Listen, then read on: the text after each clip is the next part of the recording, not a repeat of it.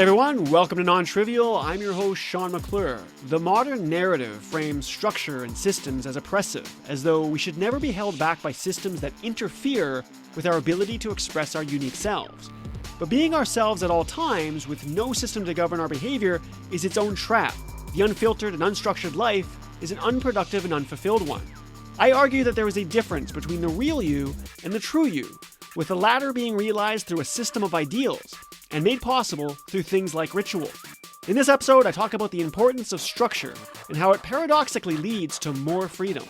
Let's get started.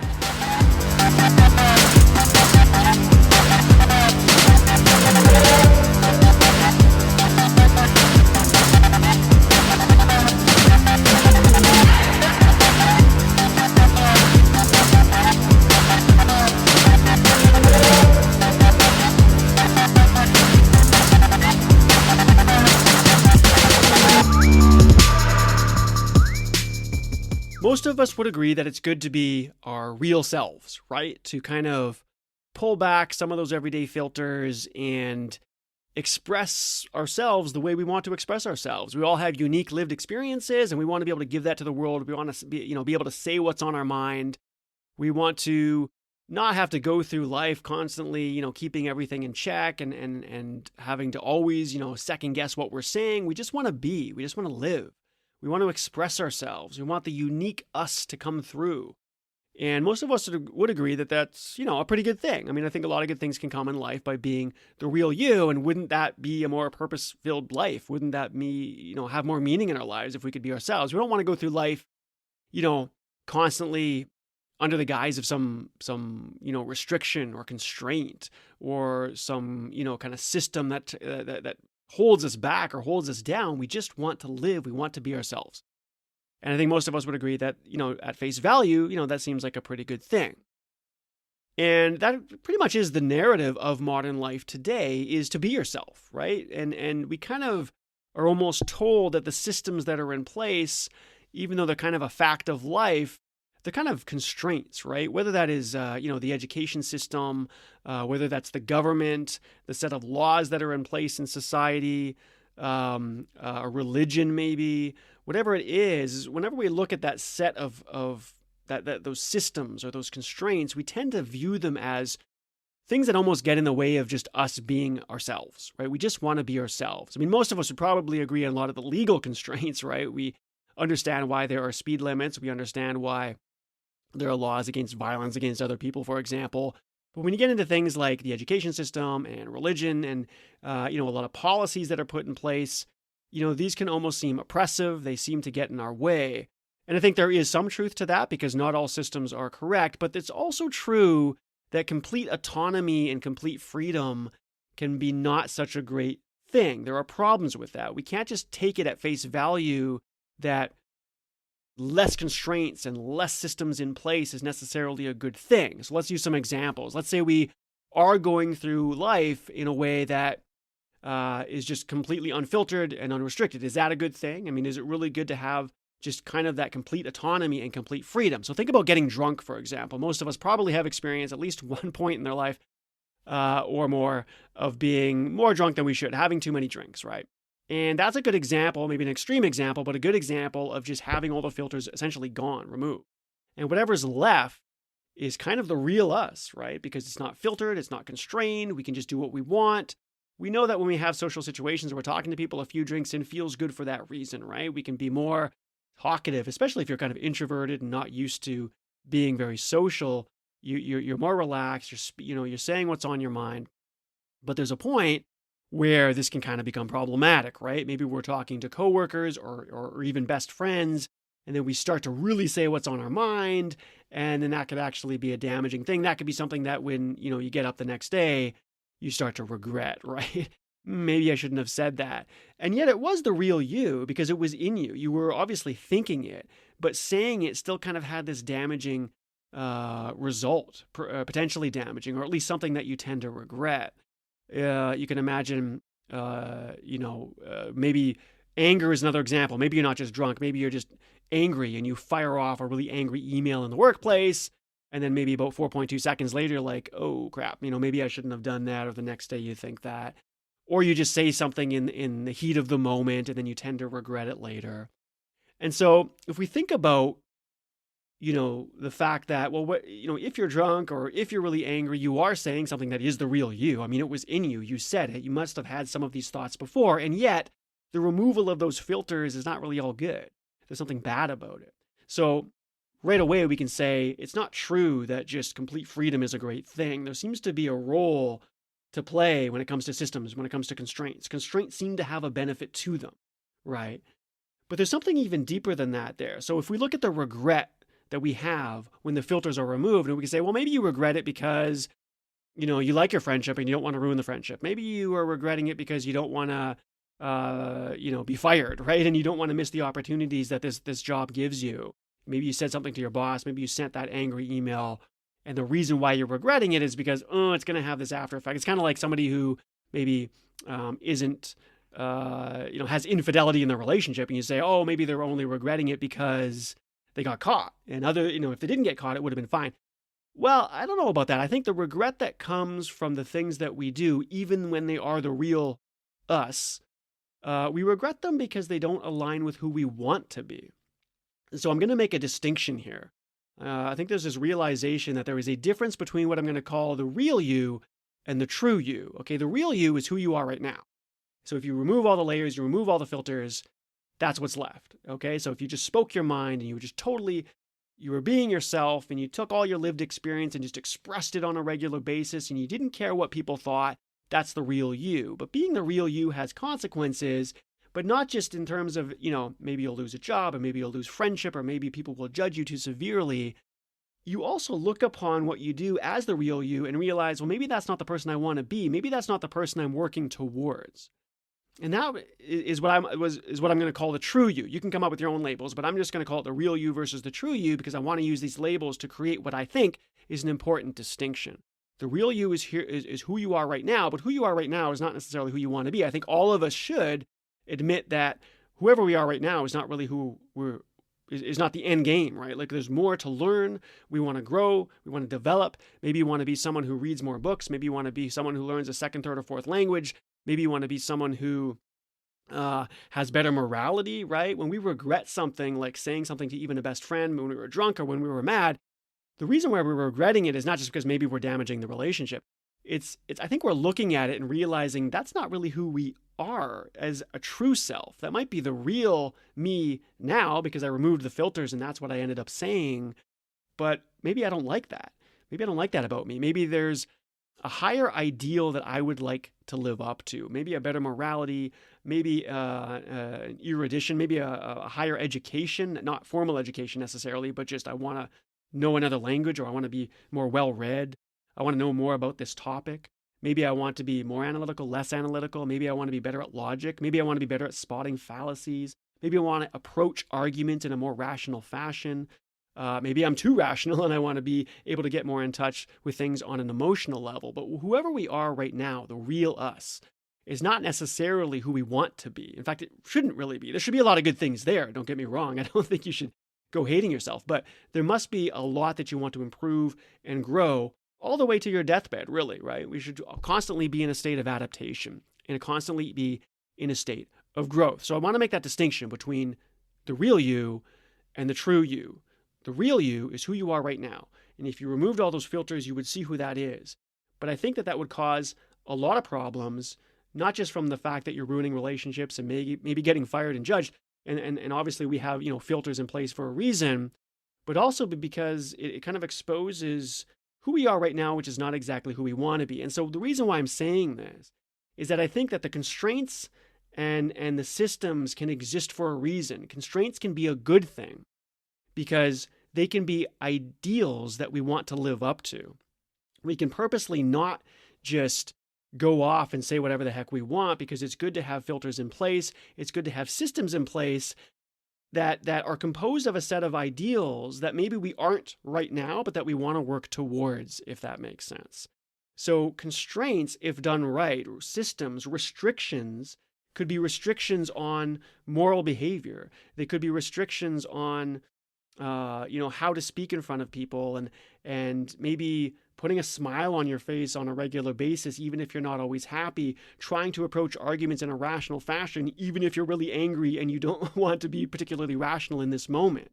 In other words, the true you is kind of being governed, if you will, by a set of restrictions because you know it's the person you want to be, even if that's not the person that you feel like in the moment, even if that's not actually the person that you are right now.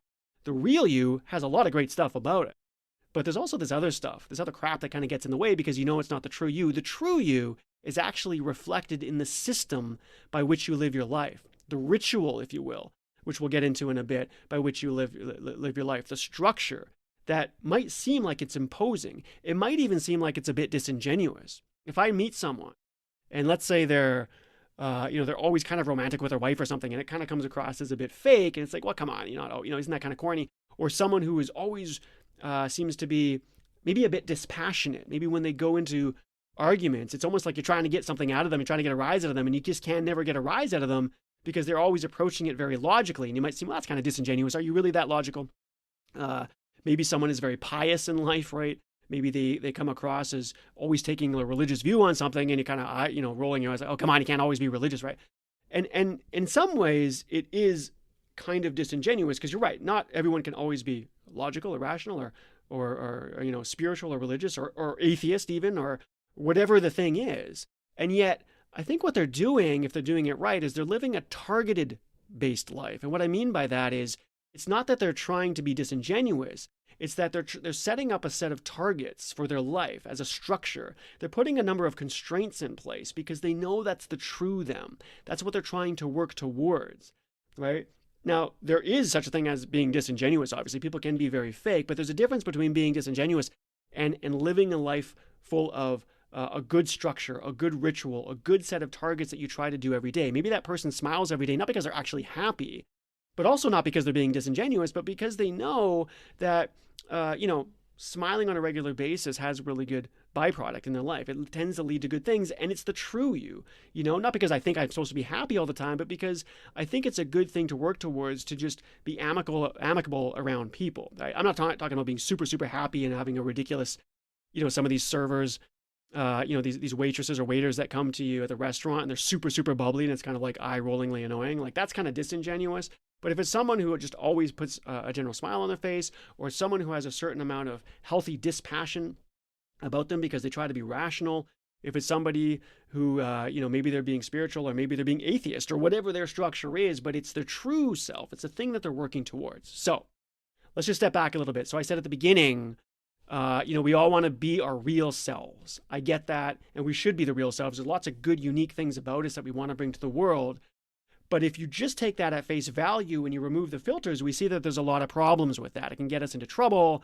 We could lose our jobs. We could lose relationships. There's a reason that we have filters in place. And more to the point, if you really remove all the restrictions in life and you just have pure autonomy, there's what I would call like a trap of autonomy, or even the trap of authenticity, meaning that there's this self-dampening aspect to when you remove everything and you don't have systems and you don't have structures, you don't have rules, you're not governed in any way. It actually really, really holds you back. It does a lot of damage in your life, and you don't end up doing what I think is working towards the true you. And so that's what I want to talk about is how do you work towards the true you? How do you realize that there are good structures in life, good restraints to have, and that if you do that, you can every day work towards a better version of you. And we all have better versions of ourselves, right? Imagine watching a series on television. Maybe there's it's a fictional series.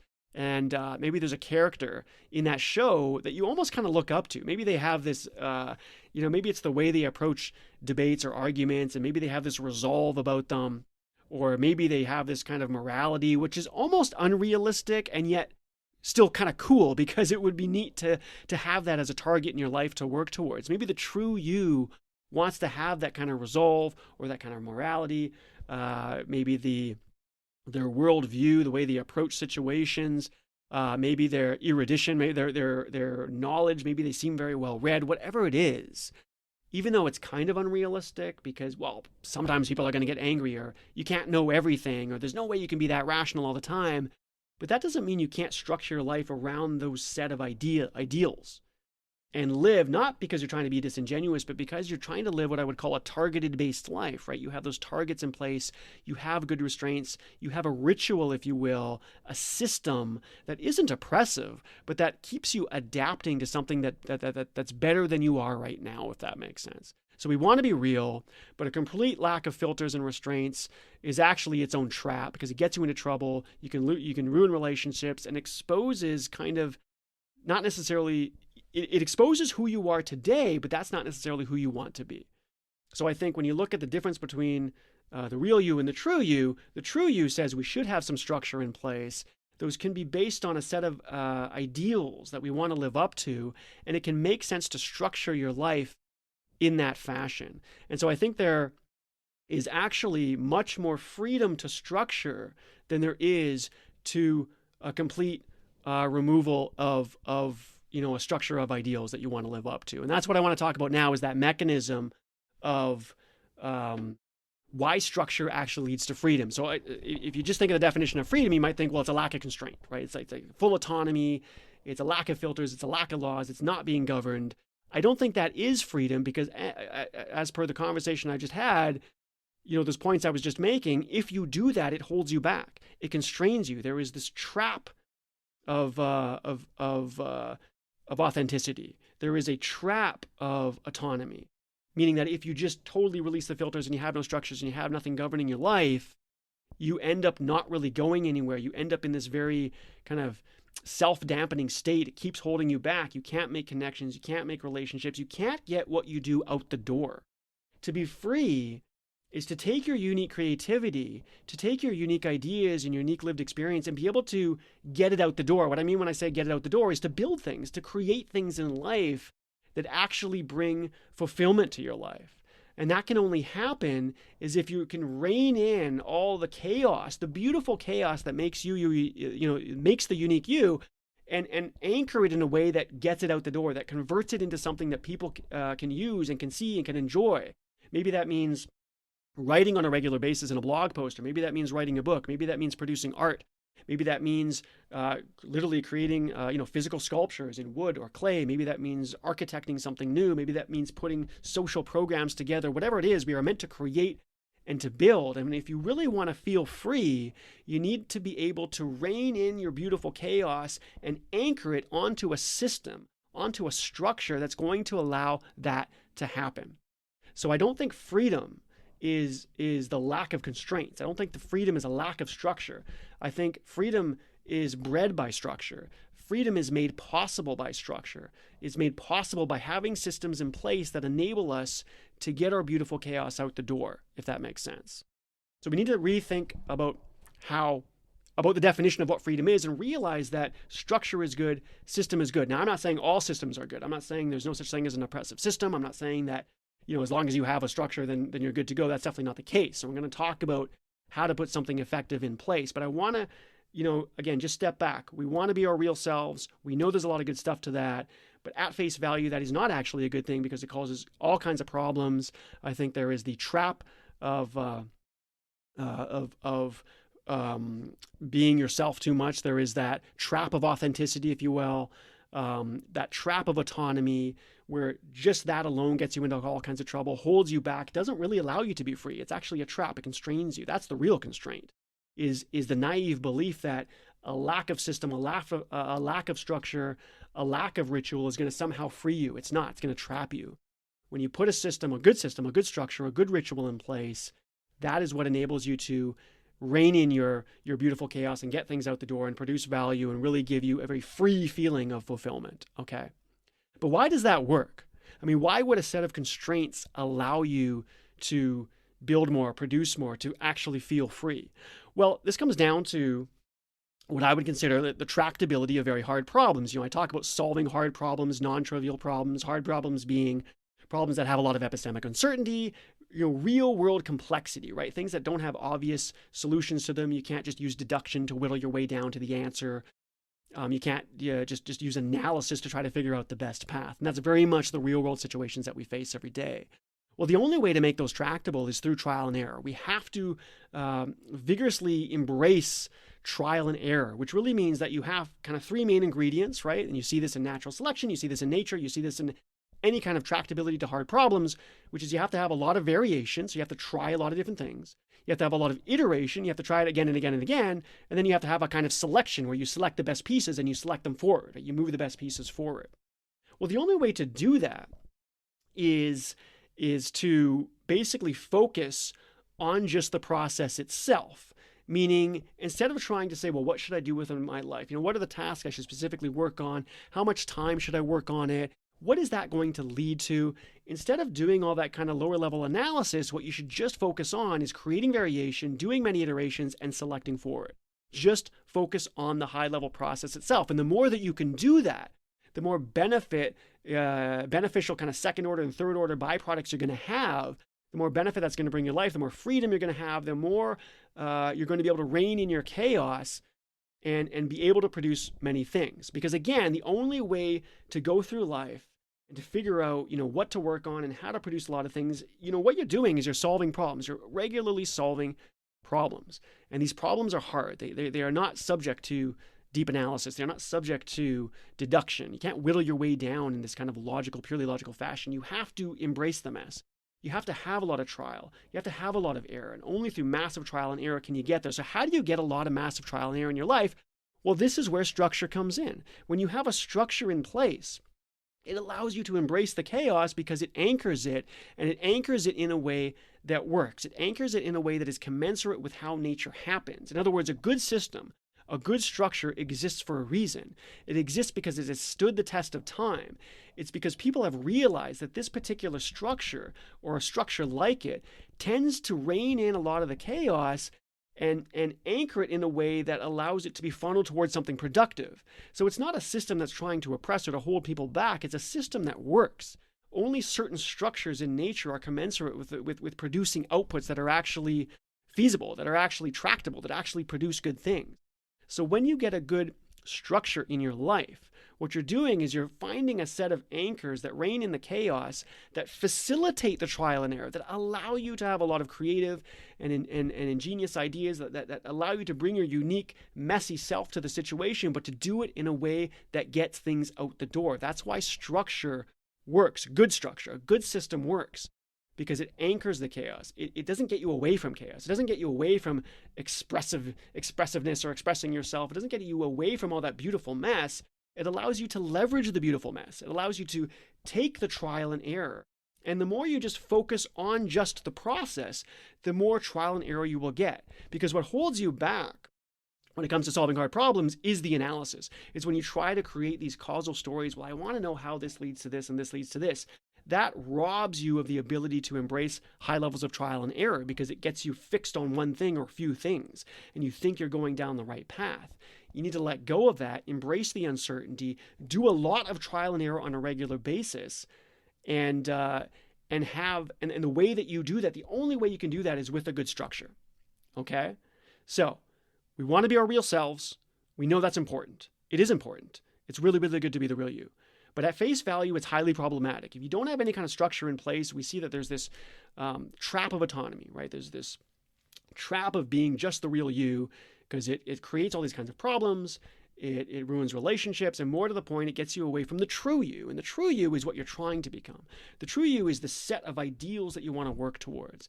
And the way to do that is to have a structure in your life, and that structure is actually giving you more freedom because it facilitates the trial and error. Having the structure anchors in, it reins in the chaos and allows you to get your beautiful chaos out the door. That's why you want to have structures in place. So the only remaining question now is well, all structures aren't good, right? So how do we create a good structure? How do we know that we're going to go through life and put something in place that can anchor our chaos and get things out the door? We understand that we got to be the true us, not the real us, right? We want to work towards something. We want to have a structured set of ideals. Well, this really comes to putting a ritual in place every day, a structure or a system in place every day that you know is going to help facilitate this. And this comes back to something that we talked about in the last episode, which was paying attention to signals. We were doing that in a different context. But again, complexity works by giving you these high-level signals. And what I want you or anybody to do, if you're not doing this already, is to look at your life and say what has worked and what has not worked. What is it throughout your past? If you really think about all the trial and error, and the more trial and error you do, the more you're going to be able to do this, okay? So it's not about coming up with a structure and then saying that's it. Remember, I've talked about the true meaning of Occam's razor before, where the true meaning is to put something simple in place so that you can destroy it very easily and redo it. In other words, you always want to have the structure, but it doesn't have to be the right structure. It has to be tight. It doesn't have to be right. It has to be tight. It doesn't have to be right. The tightness is you have a high-level rigid structure in place to facilitate the trial and error. But it doesn't have to be right. It's always going to be revamped. It's always going to be revamped. You should always be willing to change what that structure is, but you have to have a structure in place, okay? So the way that you choose that structure is you take a look at your life and you notice that, when I get up 5 a.m. and I write for 30 minutes, it seems like I can sustain my writing on a more regular basis. That seems to work.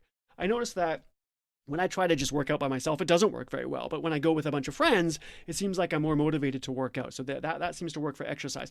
And you go through all these different things in your life, and there are signals there. Stop trying to figure out exactly why. You don't need the exact reason why something works. You just know that when you do this behavior, this seems to lead to good results. And most of that, when you look upon via introspection in your life, is probably not going to be good things. Like, a lot of stuff doesn't work. But there are a few things via signals that do work. Take those and structure that into a ritual that you do every day. And it's important that you do it every day because it's more about the process than the thing, okay? If you write every day, you're definitely going to get either a lot of blog posts or a book published or whatever it is in the writing. I can't tell you that. You can't even tell yourself that. You don't know. But you know that if you pay attention to the ritual, a lot of good things are going to happen. If you exercise every day, you can say, yeah, but I don't know what to exercise. We talked about this last episode. I don't know what the exercise is. I don't know what to do. It's not about that. That comes as a byproduct eventually, whether you work out with people, whether you work out with yourself, whether you resistance training, right, long distance, a mix and match, all that. Again, that should always be changing anyways, but the point is that you do it every day, right? Well, should it be an hour? Should it be 10 minutes? Should it be 30 minutes? You start low, start 10 minutes. It doesn't matter.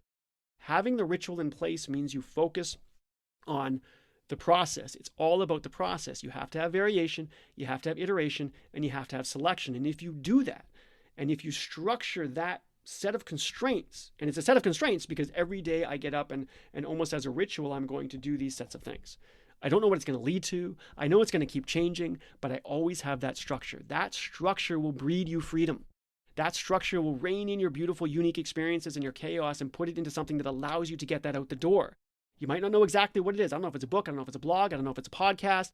I don't know if it's a social thing that I create. If it's a group, it's a book club. It doesn't matter. It's always going to change. But by having a structure, you rein in the beautiful chaos and you get it out the door. Okay? So just to wrap up, we want to be our real selves. We know there's good stuff to freedom. We know there's good to expressing ourselves. We want to be able to tap into that unique ability. But that alone is not a good thing. There is a trap of autonomy, a trap of authenticity, meaning if you just have the authentic self, yes, you're being the real you, but there's all kinds of downsides to that. It's not reined in. It's not structured. There's no reason you're going to be able to get that out the door. You have to be able to convert that into something. And we also notice that if you just remove those filters, you see a lot of bad things about yourself because you're not exactly who you want to be today. You're not as well-read. You're not as speaking of many languages. You're not as, rational, logical, or emotional, or whatever it is you think the set of ideals that you want to work towards. We're always adapting and trying to be something better. So it's not about being the real you. It's about being the true you. And the way that you be the true you is by having a structure in place. And structure gives you freedom. Structure gives you the ability to get things out the door. Structure, if you do it every day, it's not about, well, what are you doing and what's it going to look like and what set of actions are going to lead to the outcomes. You don't know that, but if you put variation, iteration, and selection in place, meaning a lot of trial and error, then you know it's going to lead to things because that's how hard problems are tractable. And the way that you make sure that you're always making many attempts and you're selecting forward and you're iterating and iterating, make sure the way that you make sure you always focus on trial and error is by having structure, is by having a system in place. Okay? And you might notice over time, and again, the way to create the system is you pay attention to signals in your life, what is working, what isn't working, take the things that are working, connect them into a kind of ritual, and do it every day. It's all about the process, right? It's all about the process. And you might notice that the ritual you create actually overlaps with other rituals that might exist in life.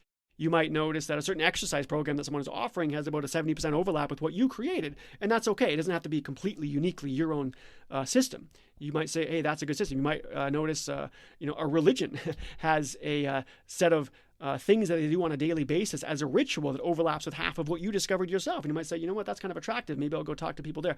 or maybe it's atheism, and maybe it's not religion. Now, I'm not here to push any particular thing, but you might notice that the fundamental truths that you discover in the structure that you put together to get things out the door, to make you more productive, overlap with some timeless truths that have existed for hundreds or even thousands of years that other people have discovered. And that might help you work with people. That might help you continue to build your own system, build your own structure.